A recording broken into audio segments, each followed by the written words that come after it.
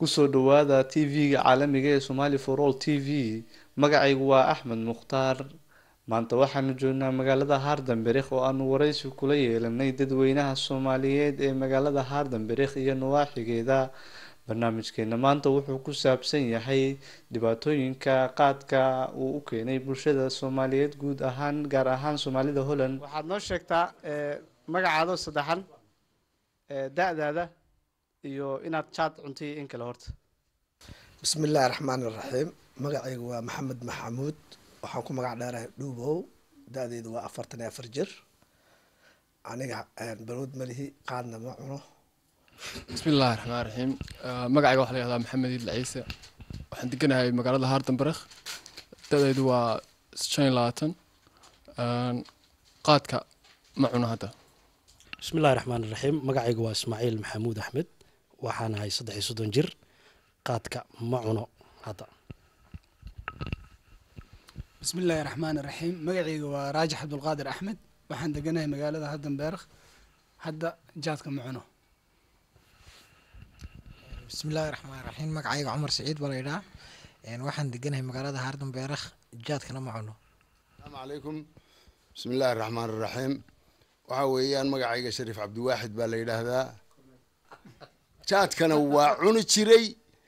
سب ولي ببعم بانو عون شري مركا هذا نوان يري وحوجي إسفالنا ودقنا. بسم الله الرحمن الرحيم مقعي علي حسن الدين له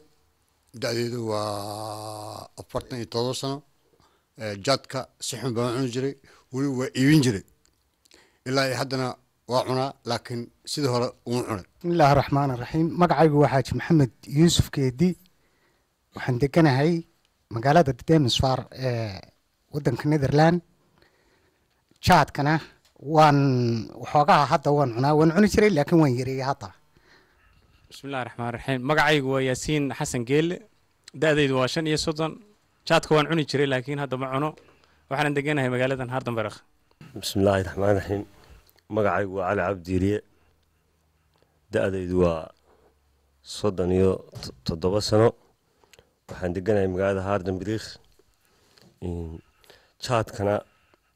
waan cunaa waqti dheerna waan cuni jiray inkastoo aanan iminka sidii hore aanan ku ahayn aan ahaan ma cuno chatka laakiin dadka cuno dhibaatada ku hayso ayaan ogahay waa dhibaato aad iyo aad u weyn waxaan dhihi lahaa chatku aad iyo aad ayuu dhibaato noogu hayaa magacayguna waa Cabdullaahi Cabdi Goode waana mahadsantihiin. بسم الله الرحمن الرحيم مقعي عبد الله موسى عيقه waxaan ka mid ahay dadka degan magaaladan Hardenberg daabal isweydiinay kulli daadeedu ma weyna waa 230 marka ugu horeysa waxaan aad iyo aad ugu mahadnaqayaa TV-gan maanta na soo booqday fursadana noo siiyay in aanu wax ka nidhaahno dhibaatooyinka uu leeyahay qaadku iyo ma garanaysaa bulshada Soomaaliyeed aafada uu ku hayo. بسم الله الرحمن الرحيم مقعي عبد الله علم حسن وكنا نرضى الكولن aniga maaragtay wax jaad aan baladu milihi. بسم الله الرحمن الرحيم مقعي waxa la yiraahdaa Jaamac Ibrahim Nuur waxaan deganahay magaalada Isfoola. بسم الله الرحمن الرحيم مقعي waxa la yiraahdaa Cabdiqaadir Cabdullaahi Nuune waxaana ka mid ahay jaaliyad gudoomiye ku xigeenka jaaliyadda ka dhisan gobolka Waraysan ee Isfoola laga xukumo aad baan ugu faraxsanahay maanta inaan naga soo casuuntaan barnaamijkan ku saabsan qaadka anigu haba yaraatay wax balooda milihi. magacayga Maxamed Ibrahim Cabdu مطان أيها كنا ناس ديرهاي قاتك برنامج كيسر دو أيام كان دونا لكن أنا وأنا كهلا قاتك جعل أيام كميدا wali waxaan ku guda jirnaa barnaamijkeeni su'aalaha ee qaadka noo sheegi kartaa dhibaatooyinka uu qaadku leeyahay iyo faa'iidooyinka uu leeyahay.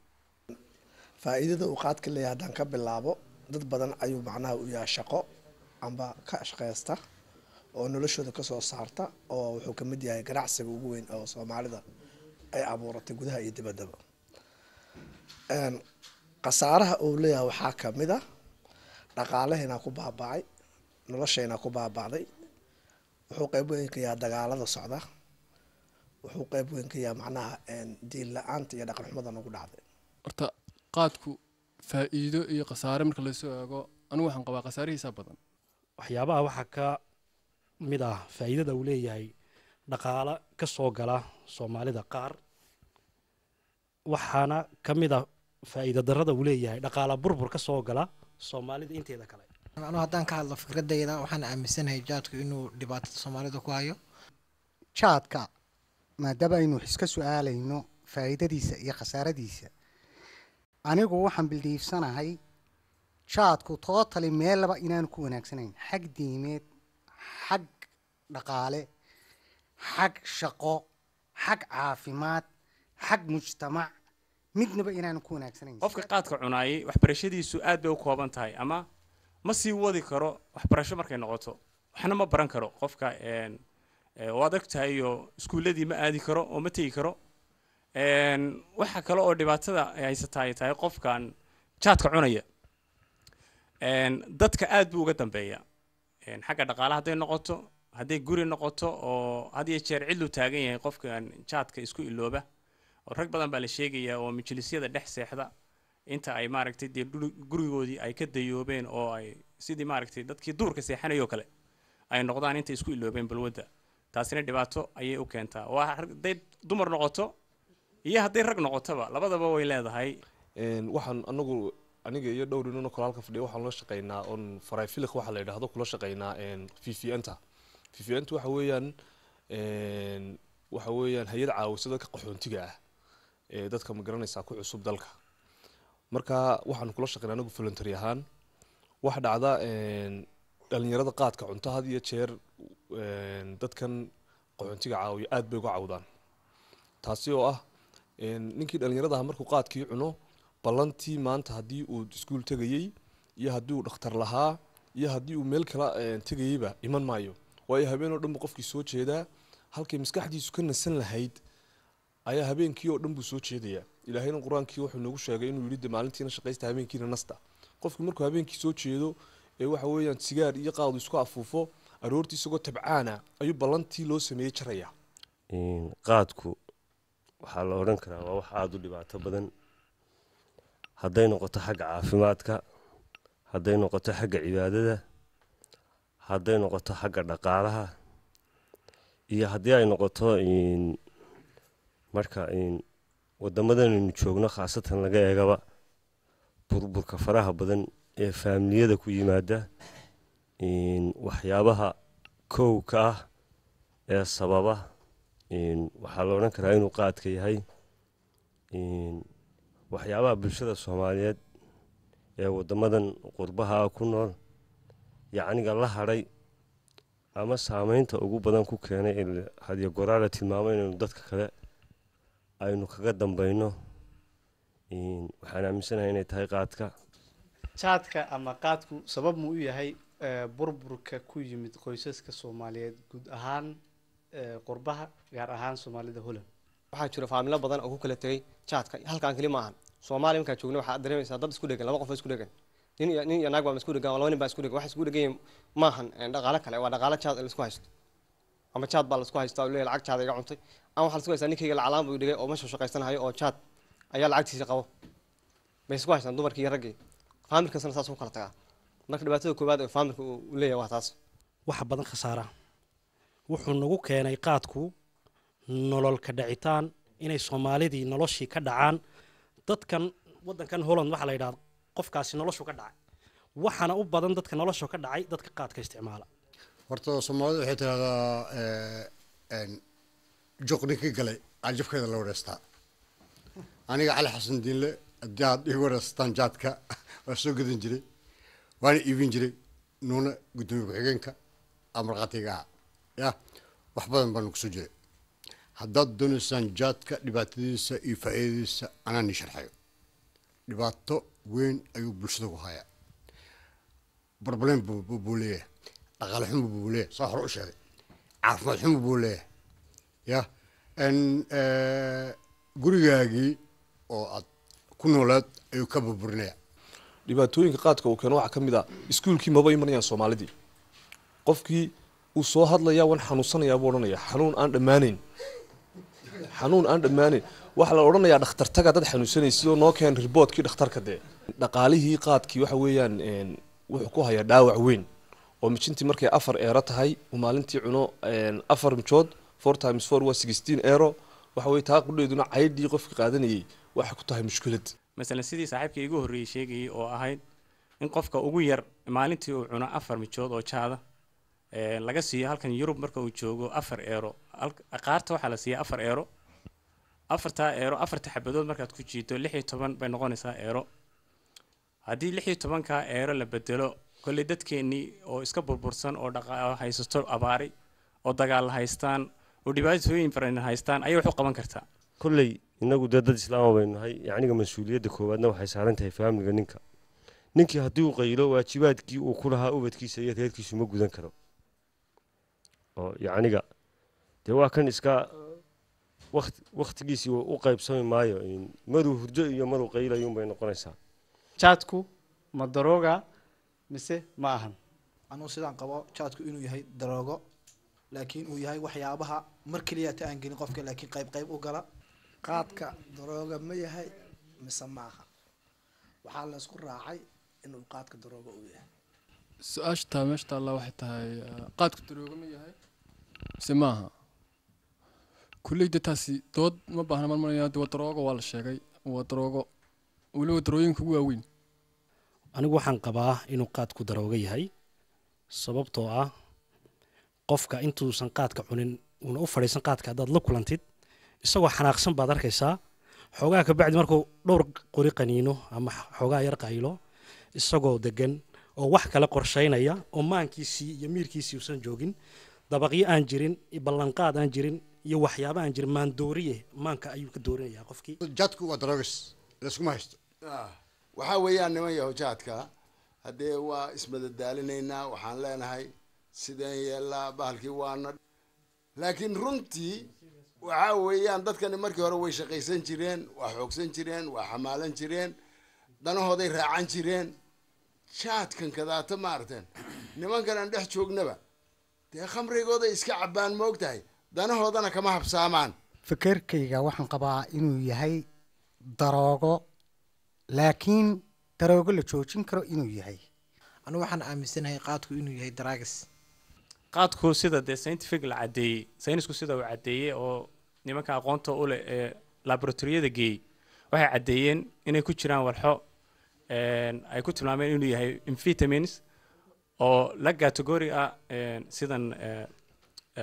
xashiishada oo kale walxaha ku jira inay ku jiraan qaadka daroogo ma yahay mase ma aha qaadku maandoori uu yahay laakiin su-aasha waxaan wataa dadka meesha iskugu imaaday 80% qaadka ma cunaan waxaan bahda ka codsan lahay idaacadda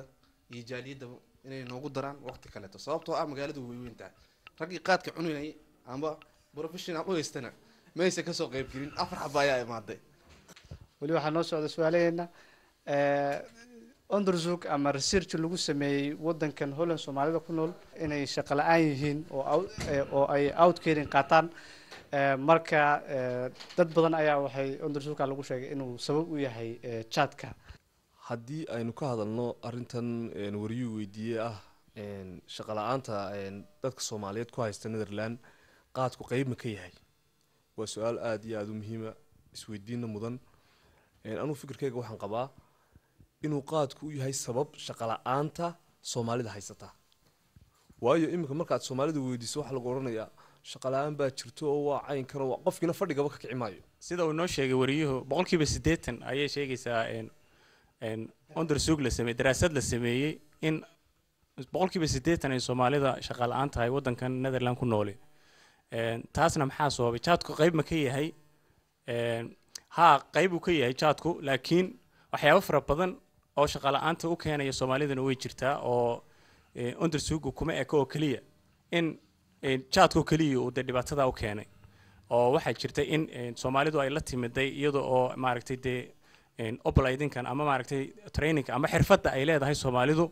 ay wadankan la timiday oo aad uga hooseeyay xirfadaha wadankan laga shaqeysto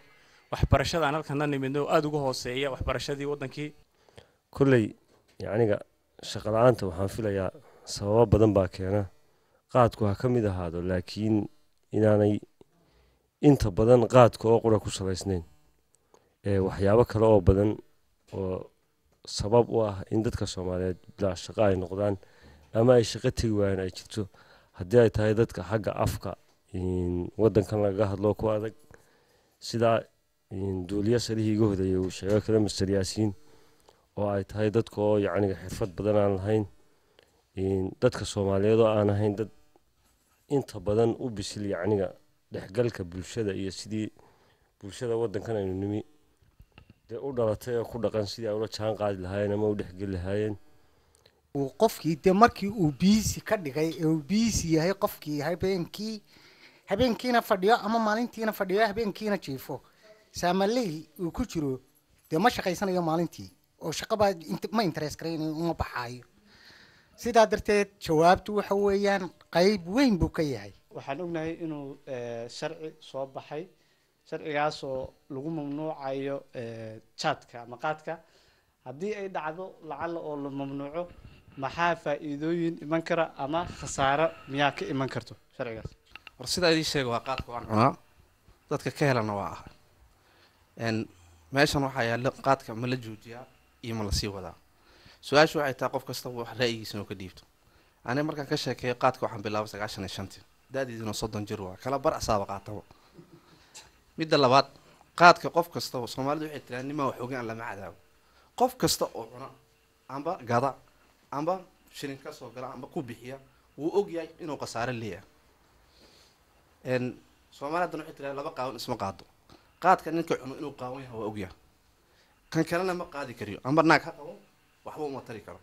ama nolol kale ha raadsado iskool ha dhigto amba ha dhigto waxbarasho amba shaqo ha raadsado waxba ma tari karo laakiin dhibka jiraa wuxuu yahay qaadka haddii la joojiya maxaa kusoo xiga ilaahay qur-aankiisu ku cadeeyay yaa ayuha aladiina aamanuu inama alqamru walmaysaru walanslaamu rija min camali shaydaani fajtanibuu lacalakum tuflixuuna qaadka dhalinyarada cunto haddii laga joojiyo maanta beri maxay ku xiji karaan xashiishkii min camali shaydaani waxay ku xiji karaan qamrigii inay cabaan marka qaadka aniga waxaan qabaa in loo daayo sababtoo ah haddii laga tillaabsado ninkiina camal oonu haynin ama wax loo abuurin inuu galo baab kaleetood oo ka ah kii kasii weyn ninka markuu qaad cunan wuxuu ku filan yahay bacdiisa iyo afkiisa iyo gacantiisa ayuu ku simantaa laakiin markuu xashiish cabo daqiiqaduu ku cabay saacadaha kale maskaxdiisa waxay tusaysaa inuu wax dardaro markuu qamriga cabo dhala koobanuu ka cabay wuxuu rabo sameynaya roguu ka kaadinaya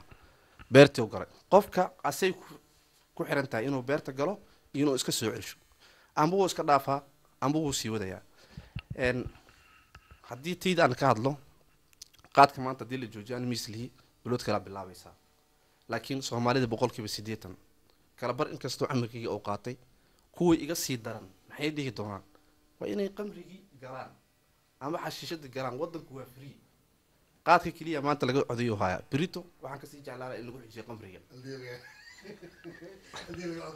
in laga codayo qamriga sababtoo ah qaadkii maanta haddii laga codayo waddankiina qamri laga joojinaa meelo ah waayo waxaan joognaa waddan dimuqraadiya annaga keliya codsano qaadka in lagala joojiyo marka aniga waa jeclaa lahay qaadka in la joojiyo laakiin isma lihi in la joojinayo oo dadku qaarkood 80% hadday ka baxaan mid kale abuuranayaan waxaan kasoo qaataa matalan qaadka qofka hadduu joojiyo shaqo ma haysto wuxuu u dhaqaaq ma haysto wuxuu ku xisaabtamayaa inuu wax kale kusii tilaabsado gabi ahaanba waa kasoo horjeeda haddii la joojinayo iyo maaragtay sheeg taasna waa ku faraxsanaa mid macnaha soomaalida oo macnaha isheeg aan ku dhiirigelinaya waa inay jaadka iska dhaafaan iyo balwada iyo waxyaabo badan oo raaco uu waddankan fasax ka yahay marka aniga gabi ahaanba waa kasoo jeeda wax la dhahay balwad laakiin haddii la leeyahay ha la joojiyo taas anigu waa midaan kasoo horjeedo runtii oo aan leeyahay yaan la joojin dadka waxaa fiican inta cunto iyo inta uu wax taro iyo inta wax haddii la joojiyo waxaan odhan karaa waxyeelo badan buu keeni karaa oo khasaaraha badanaya khasaaraha hadda yaalla mid kasii badan baa iman kara marka waxaan qabaa inaan la joojine la iska daayo ilaa bal waayo ilaahay qamriga ilaahay markuu dadka ka joojinayo waxaa la yidhi mar lama wada joojine marba istab ayaa loo joojiyey oo ilaahay aayad kusoo dejiyey qaadkana haddii dee la leeyahay ha la joojiyo qofku wuu iska dayn karaa waa wuxuu isagu naftiisa ka xarimi karo oo joojin karo marka qofkii dee caafimaadkiisa qof wala wuu yaqaanaa iyo faa'iidadiisa qof wala wuu garanaya dadka halkan jooga qof waxay isku raaceen in sidaan anigu filayo waxaa la isku raacaya khasaarihiisa badan yahay khasaaraha mar haddii qofku og yahayna naftiisa wuu ka joojin karaa marka qofkii haddii uu qofkii laga joojiyo qofkii aan dayn karayni wax kale ayuu qofkii balwadda lahaa balwad la-aan ma noolaanayo qofku kolley wax kaloo samayn doonaa san anigu qabo waxyaaba ka xun baa jira oo xaaraan dee hawsha way badan tahay ba mayna 8 saacadood inuu noloshiisa un fadhiyo una qof la hadal sheeko un ka sheekeeyo bis islaantii iyo odaygii hadhow toole waqtigii meeshaasu ka dhacayaa islaantii caydhiyaaba la isugu imanayaa dadka waxaysta ee ka shaqeeya la leeyahay lacag bay ka helaan hal midaan uga digaya waddanka yurub markay joogaan dee caydh baa la siiyaa qofku hadduu wax waayo caydh buu wax ku helayaa dee gaaladaasuu ilaahay wax ka siiyey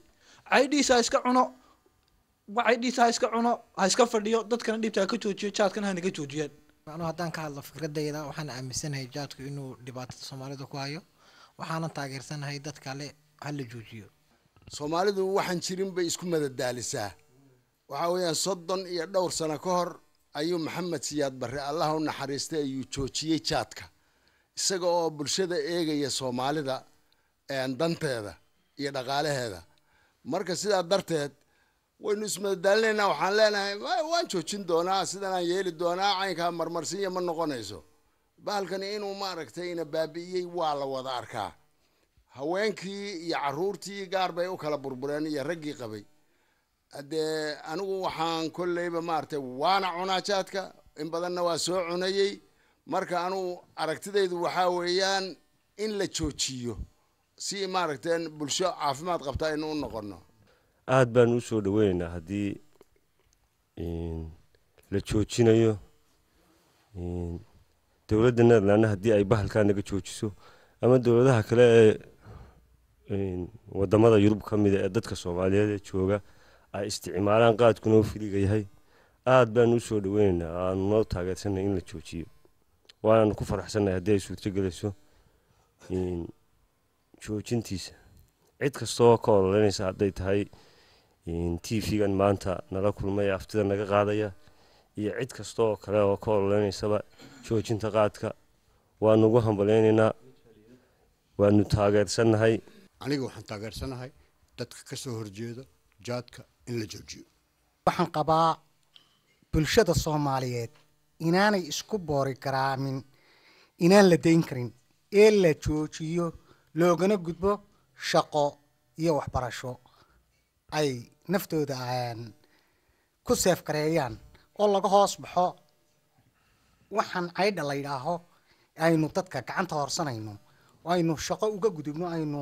wax kula soo baxno sidee looga wacyigelin karaa bulshada guud ahaan gaar ahaan Soomaalida Holland waxaa weeyaan annaga dhulkan kaata ma lihin dowlad baa iska leh sharciyo u gaaray qabtaa waxaa weeyaan nin walba qaxooti buu ku yimid ruuxi negative la siiyo meelahan qaylqaylinaa waxaan idhahnaa sidanaa la yeelay waa mid oo maaragtay igu soo aaday caynkaas mid oo interview iga qaaday wax dhacayaa ma jiro dowladdan iyadaa dhulka iska leh innagana marti baynu ku nahay waxaa weeyaan inta oo nolosha ka dhacdayna meelo lagu daryeelaa la geyni oo lagu xanaaneeyo oo dhaqan celin loogu sameeyo inta kalena bulshadeeda la socon waxbay baranayaan way shaqaysanayaan way xoogsan marka anu uma qabo maartay wax dhibaato inay dhacayso waxaan qabaa faa'iidada dhici karta in qaadka la joojiyo waxaa ka mid ah qoysaska burburaya ee kala daadsan inay adkaadaan oo reer wada jooga noqdaan waxyaabo lamid oo sidaas oo la halmaala dhibaatada dhici kartana siduu xaajigu sheegay meeshani waa qurbo xeer iyo qaynuun iyo kala dambeyn bay leedahay Soomaalidu marti bay u tahay waxay la tahay inay lambarkayga xajisan doonto kala dambeynta dhinac ka gali doonto qofkii dhibaato keeni doonana sharciga iyo qaynuunka la tigsan doona arinta su'aasha wariyuna weydiiyaan waxaan ku soo koobi lahaa waxa weeyaan qofku fikirku doonaha aaminsanaado qoladu doonaha ahaado in waxa weey Soomaalidu waxaan isla garnay inuu dhibaato yahay qaadku inta aynu isku nimaadno inaynu wacyigelin samayno oo dadkeena aynu ka dhigno dad oriented oo waxaan dhibaatadiisa ka garanaysaa aynu ka wacyigelino taasaan anigu aaminsanahay inaynu isku nimaadno dhibaatada qaadka uu leeyahay dadkeena aynu ka wacyigelino kulley waxa lagu jiraa tala ururin sidii qofka looga wacyigelin lahaa marka dadka la wacyigelinayna sida la sheegay dee meelo badan baa loo maraa oo aday halkii joornaalka lagu qorayo midii afka la iskaga sheegayay iyo midii kulley TV-ga iyo dee qolooyinkan midiyaha ku aad iyo aad ugu dhex jiraana aad iyo aad waa inay ka qayb qaataan kulley wacyigelintooda waxaa kaloo jira ururada aan dawliga ahayn ee Soomaalidu leedahay iyaga laftigooda inay ka qayb qaataan wacyigelinta qaadka iyo joojintiisa waanad mahadsantihiin TV-gan ma garanaysaa soo booqday fursadda noo siiyay inaanu ka yar hadalno dhibaatada qaadka. Wassalaamu calaykum waraxmatullaahi wabarakaatuh.